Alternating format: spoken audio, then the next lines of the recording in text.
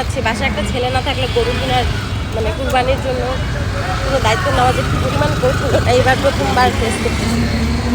একবার আমার মায়ের সাথে আমার বোনের ঝগড়া লাগে, একবার আমার সাথে আমার বোনের ঝগড়া লাগে, তারপরে মানে সব মিলায়,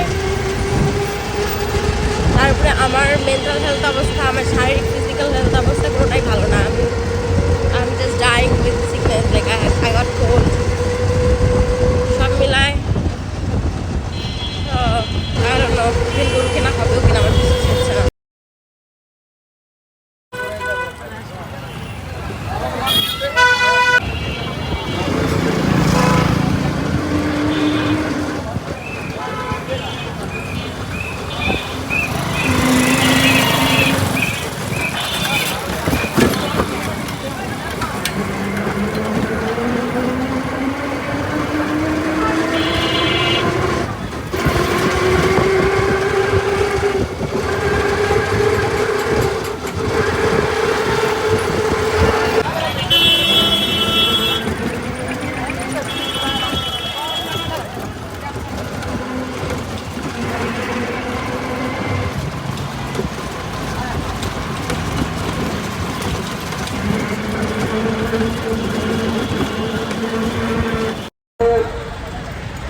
আপনাদের বারবার বলছে আপনারা কন্ট্রোল রুম কিংবা কাউন্টারের সামনে বাইরে করে যান।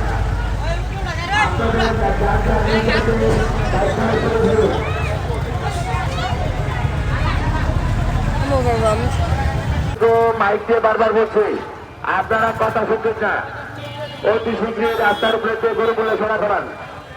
যেই গান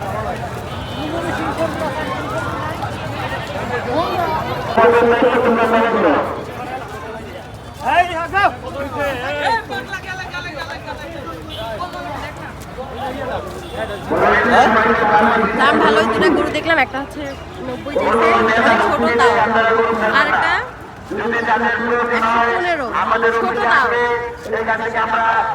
আমি জানি না আমাদের বাজেট কি আছে, কিন্তু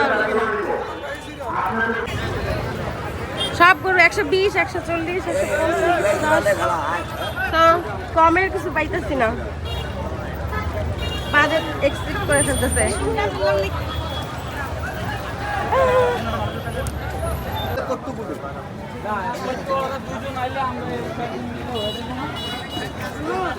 না টাকা দেন, আপনি দিয়ে আসতে করুন, টাকা দেন করতে আসছে উনি যাচ্ছে তো না। আমাদের এই গরু এত প্যারা দিল, হুট করে রশি খুলে ফেলে দৌড় দেওয়া শুরু করছে। আশেপাশের মানুষজন আমাদেরকে সাহায্য করে দেন। কুরবানির ব্লগ আমি শুরু করছি, সেই শুরু থেকে শুরু করছি। গরু এতগুলা দেখছে, তারপর এটা দেখার পরে কি জানি মনে হয়েছে, দোকানদার বলে 95, মনে তো হবেই 95 বলছে। তো যেহেতু 95 বলছে, তাহলে আমি বলছি 60, তারপর ওই 60 থেকে 70 হয়ে গেছে কিভাবে জানি, এবং ওটা নিয়েও নিচ্ছি। But I am happy. এখন খালি কষাই খোঁজার পালা।